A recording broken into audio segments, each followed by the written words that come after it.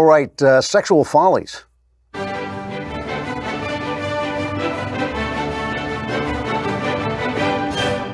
So, Miss Universe contest went on, and I'm probably breaking that news to you. The only way you would have heard about it, because nobody cares about it and nobody watched it, was the fact that Miss Spain was actually Mr. Spain. It was a transgender.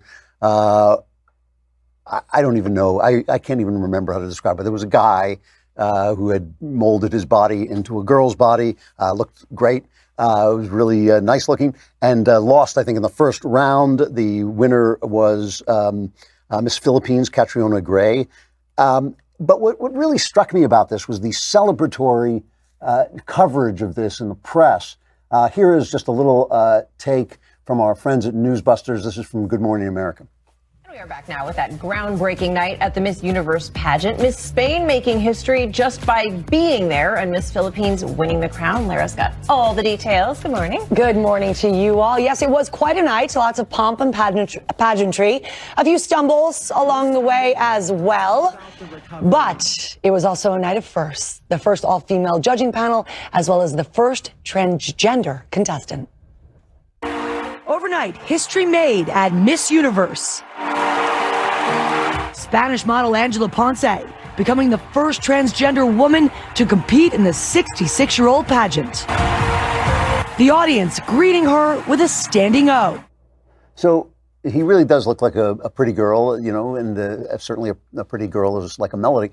But here's my question. That was a very celebratory report. A lot of the reports were like that. So my question is, what's good about this?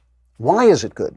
Shouldn't they have to answer that? I mean, is it good? Who is it good for? Let's say it's good for this guy. You know, is it good for everybody else? Is it good for women? Is it good for all the other contestants? If a guy can be a better girl than a girl, is that good for girls? And so I guess, as always with the left, my question is, what do they want? You know, I begin a lot of, when I go and make speeches, I begin a lot of speeches just by saying what I want. What I want is for people to be free. I want people to do what they want. And I explain that entails letting other people be free. It means if you want to have a gay relationship and not be bothered, it means that a guy has to be able to disapprove of your relationship and not be forced to cater your wedding, if that's something that goes against his conscience. Freedom is an interchange, right? Freedom is something that we have to give to each other in order to have it ourselves. So obviously, I have said many, many times, I think it's a very sad and painful thing to be in a body that you feel uncomfortable with. Sex is so basic to our identities that if you are a man, but you feel like a woman, as the old song goes, then you know, that must be incredibly painful. But why is it a good thing? Why is it a good thing that women, who are born women, should suddenly be in competition with people who are shaped by surgeons, people who are designed and not made to be what they are? I'm not sure why that's such a good thing, and I don't understand what it is that they want. Complete fluidity, that where your body doesn't mean anything?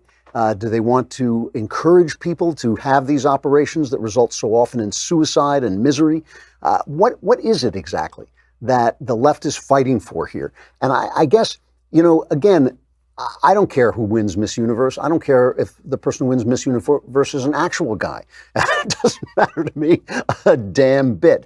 But it does matter to me that our society is honest and speaks the truth and doesn't have to force people into saying certain words instead of other words in order to keep an illusion alive. That seems to me to be sacrificing freedom for a fantasy. And I think I'm just so interested. I'm so interested that the left celebrates this. And by the left, I mean the media, which is the same thing.